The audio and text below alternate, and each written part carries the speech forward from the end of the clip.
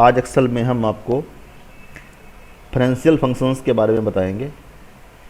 Financial function जो होते हैं वो compound interest, principal, rate, time आदि को पता करने के लिए इसका यूज किया जाता है। ठीक है, as you can see that the financial functions are used to find the compound interest, principal, rate and time. It is use to solve the recurring deposit and fix deposit problems. जो recurring deposit की problems होती हैं और fix deposit की problems होती हैं उनको solve करने के लिए फाइनेंशियल फंक्शन का यूज़ करते हैं।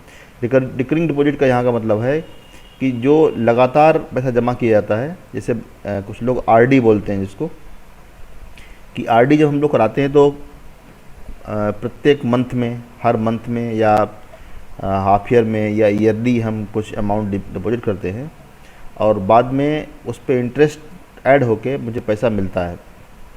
ठीक है, ऐसे फिक्स डिपॉजिट में क्या होता है, एक बार जो अमाउंट है वो जमा कर दिया जाता है और कुछ समय के बाद जो हमारा टाइम होता है, जैसे मान लो 5 साल के लिए जमा किया तो 5 साल बाद मुझे अमाउंट विद इंटरेस्ट मिलता है। तो इस टाइप की प्रॉब्लम्स को सॉल्व करने के लिए हम लोग फाइनेंशियल फंक्शन का यूज़ करते हैं। ठीक है, तो इसमें कुछ टर्म यूज होते हैं। तो पहला टर्म जो है वो पीवी है। पीवी मतलब PV stands for present value. But ये अगर हम सिंपल वे में देखें तो क्या है कि फिक्स डिपॉजिट अमाउंट होता है। अगर आपने किसी बैंक में या किसी कंपनी में कुछ अमाउंट डिपॉजिट किया, फिक्स डिपॉजिट के रूप में कुछ अमाउंट डिपॉजिट किया एक बार स्टार्टिंग में, जैसे मालूम पड़ा 10,000 रुपये जमा कर दिए या 1 लाख रुपये जमा कर दिए 5 साल के लिए, तो वो जो अमाउंट है वो आपका प्रेजेंट वैल्यू कहलाएगा, क्योंकि उसकी प्रेजेंट वैल्यू अभी क्या है, जो आपने जमा किया है वो है, पीवी इसको बोलते हैं। दूसरा जो है टर्म से बोलते हैं PMT. PMT stands for payment पर ट्रांजैक्शन, बट इसको रिकरिंग डिपॉजिट अमाउंट भी कह सकते हैं कि ये वो अमाउंट होता है जो बार बार जमा होता है। पीवी तो एक बार ही जमा हुआ, रिकरिंग डिपॉजिट होता है वो अगेन एंड अगेन, यानी कि बार बार आपका डिपॉजिट होगा। जैसे मान लिया आपने 1000 रुपीज़ पर मंथ जमा किया 5 साल तक या 2 साल तक या कोई भी टाइम पीरियड हो सकता है, तो जो 1000 रुपीज़ हैं वो क्या कहलाएगा, आपका रिकरिंग यानी कि पीएमटी कहलाएगा। रिकर मतलब बार बार उसकी पुनरावृत्ति, मतलब रिपीट हो रहा, मतलब पेमेंट है वो, इसलिए वो क्या कहलाएगा, पीएमटी। ठीक है, इसमें मतलब टर्म अलग अलग हो सकते हैं। हो सकता है आप ईयरली जमा कर रहे हो, ठीक है, हो सकता है आप क्वार्टरली डिपॉजिट कर रहे हो सकता है आप हाफ ईयरली डिपॉजिट कर रहे हो, तो ये अलग अलग टाइप से हो सकता है। लेकिन जो अमाउंट बार बार यानी कि रिकरिंग टाइप से डिपॉजिट होता है उसे आप पीएमटी बोल सकते हैं, पीएमटी होता है। ठीक है, उसके बाद आता है रेट ऑफ इंटरेस्ट, मतलब ब्याज की दर। सभी लोग मतलब इजीली ये समझ सकते हैं, रेट ऑफ इंटरेस्ट। ठीक है, उसके बाद जो आएगा वो आएगा आपका एनपीईआर, नंबर ऑफ पीरियड्स और टाइम। ये मतलब टाइम होता है, पीरियड्स होते हैं, मतलब कितने समय के लिए आपने फिक्स डिपॉजिट किया है या रिकरिंग डिपॉजिट किया है, वो टाइम आपका एनपीईआर कहलाता है। नेक्स्ट आपका फ्यूचर वैल्यू। फ्यूचर वैल्यू मतलब जो अमाउंट मुझे मिलता है, जो मतलब कहने चाहिए मेच्योरिटी अमाउंट होता है, कि अगर आपने मान लीजिए फिक्स डिपॉजिट किया है तो आफ्टर सम टाइम में ब्याज के आपको जो पैसा मिलेगा तो उसे बोलेंगे फ्यूचर वैल्यू।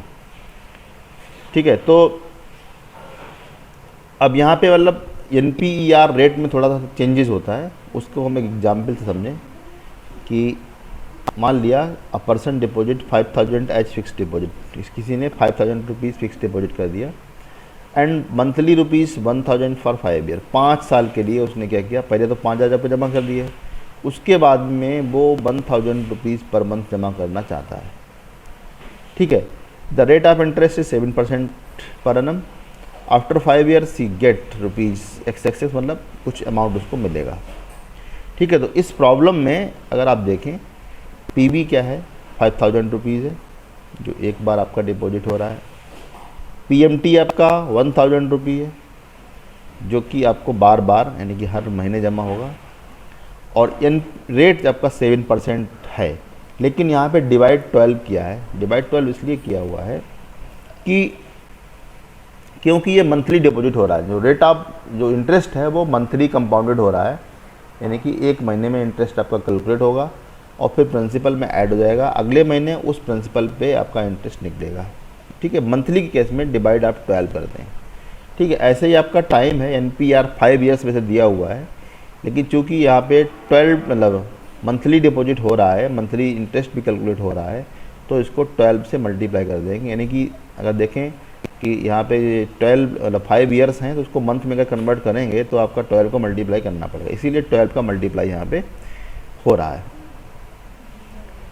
और यहाँ पे मैंने कुछ और दे दिया है कि मतलब इंटरेस्ट कैलकुलेशन अगर हम हमारा वेरी करता है, यानी कि चेंज होता है, जैसे कि पहला दिया हुआ है if interest calculated monthly then multiply NPR by 12। जैसे कि अभी एग्जाम्पल में आप देख रहे हैं कि मंथली जब कैलकुलेट होता है तो NPR यानी कि ईयर्स को 12 से मल्टीप्लाई करते हैं और रेट को 12 से डिवाइड कर देते हैं, क्योंकि मुझे उसी यूनिट में आपका रेट और टाइम लगाना होता है। नेक्स्ट आपका है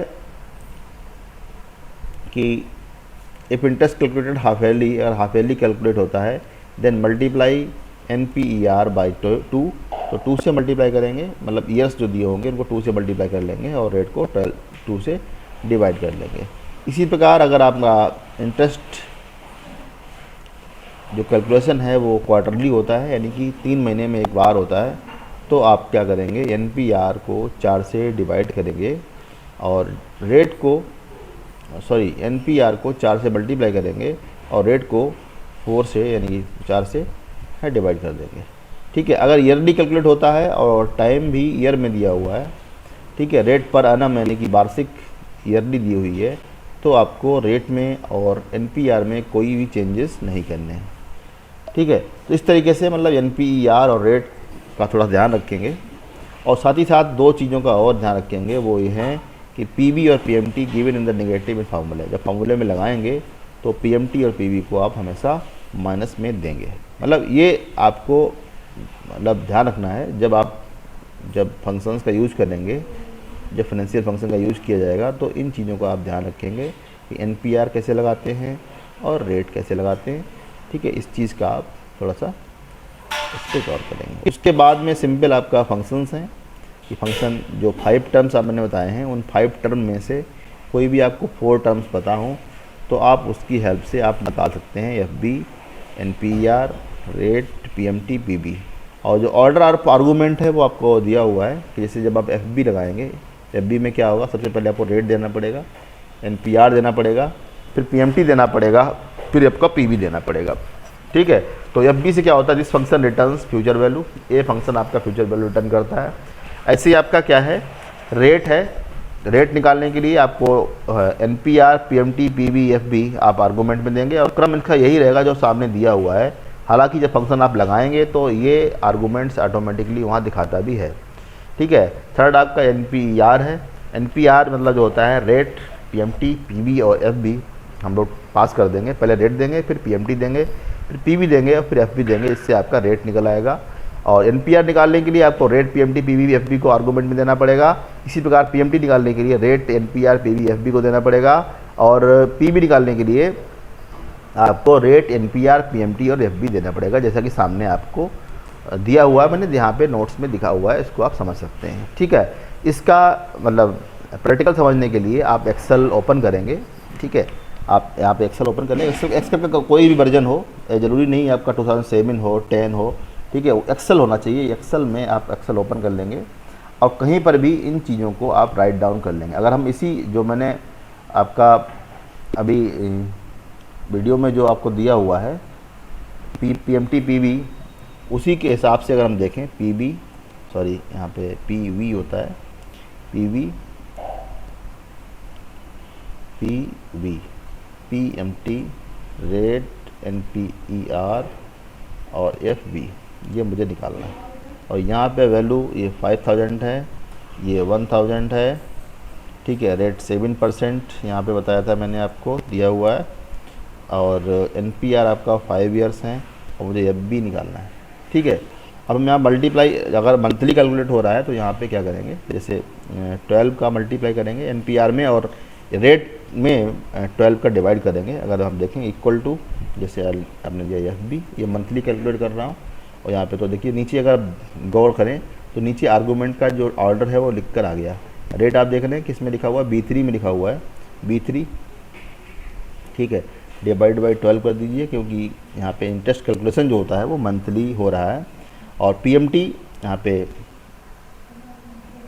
आपका देख सकते हैं, यहाँ पे पीएमटी जो है वो सॉरी इसका एनपीआर आ रहा है, एनपीआर आपका B4 में है तो B4 मल्टीप्लाई बाई 12 कर दें, ठीक है। और यहाँ पे पीवी जो है वो B1 में है, जो कि माइनस में देना है, मैंने बताया आपको B1, और यहाँ पे B2 में आपका पीएमटी दिया हुआ है, एंटर कर देंगे, वैल्यू आपकी आ जाएगी, ठीक है।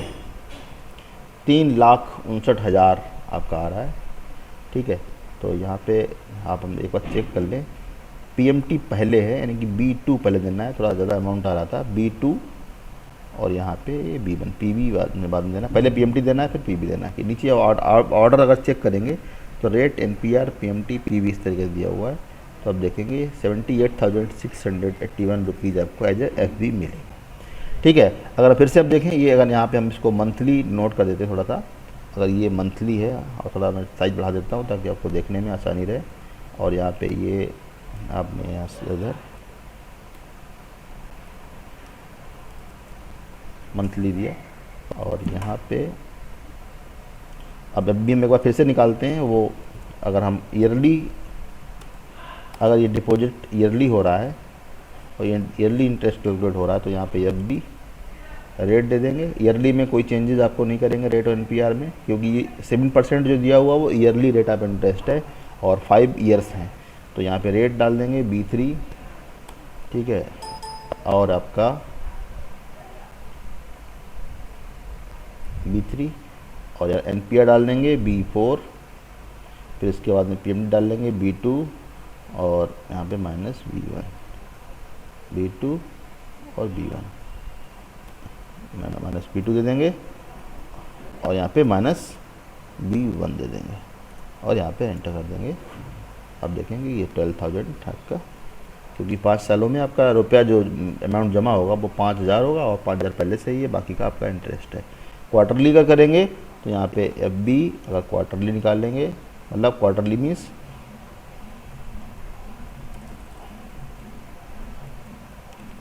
आप जो है 3 मंथ में एक बार डिपॉजिट करते हैं, तो एफ बी यहाँ पे रेट B3 में है पहले से पता है, लेकिन डिवाइड इस बार 4 का करेंगे, और एनपीआर B4 में है लेकिन इसको मल्टीप्लाई करेंगे 4 से, और यहाँ पे माइनस B2 देंगे, यहाँ पे एक बार यहाँ पे B2 दिया जाएगा और यहाँ पे माइनस B1 दिया जाएगा, ठीक है। और इसको कर देंगे, इतना डिपॉजिट आएगा। अगर ये हाफ ईयरली होता है तो एक बार हाफ ईयरली में देखिए एफ बी और यहाँ पे हाफ ईयरली, ये तो मैं आपको मतलब क्लियर हो जाए किस में क्या निकालना है इसलिए मैं यहाँ पे दिया जा रहा हूँ, अदरवाइज कुछ भी ना लिखें आप डायरेक्टली एफ बी लगाएंगे तब भी चलेगा। अगर इक्वल टू एफ बी और यहाँ पे रेट दे देंगे, रेट है हमारा B3 में, डिवाइड बाई यहाँ पे 2 करेंगे क्योंकि हाफ ईयरली कैलकुलेशन हो रही है। एनपीआर B4 है तो B4 मल्टीप्लाई बाई 2, और पीएमटी माइनस B2 है और पीवी माइनस V1 है, यहाँ पे ऐसे डिवाइड कर दें 18,000 आपको, तो इस तरीके से हम लोग निकाल सकते हैं, ठीक है। तो हर केस में आपने एफ बी निकाला है। अगर हम यहाँ पे देखें कि जैसे अननोन वैल्यू, मान लिया हम पीएमटी निकालते हैं, ठीक है, इस 1,000 का यूज नहीं करेंगे और पीएमटी निकालते हैं यहाँ पे, और इस वैल्यू को मंथली को लेते हुए जैसे इक्वल टू आपने पीएमटी निकाला तो देखेंगे आर्गूमेंट आपको नीचे आ गया, rate NPR PV F B, तो पहले रेट दे देंगे जो कि B3 में है, B3/12 मंथली को लेके चल रहे हैं। यहाँ पे एनपीआर B4 में है जिसमें आपका B4 मल्टीप्लाई बाई 12, और यहाँ पे पीवी माइनस B1 में है, और एफ बी जो दिया हुआ है वो B5 में है, ठीक है।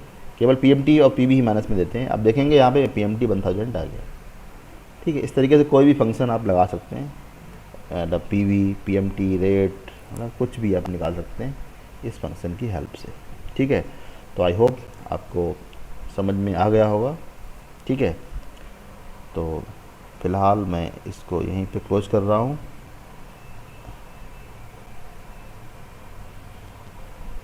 ठीक है, एक बार इसको देख लीजिए, यहाँ से इसको नोट करने के लिए आपके सामने यहाँ पे होना चाहिए।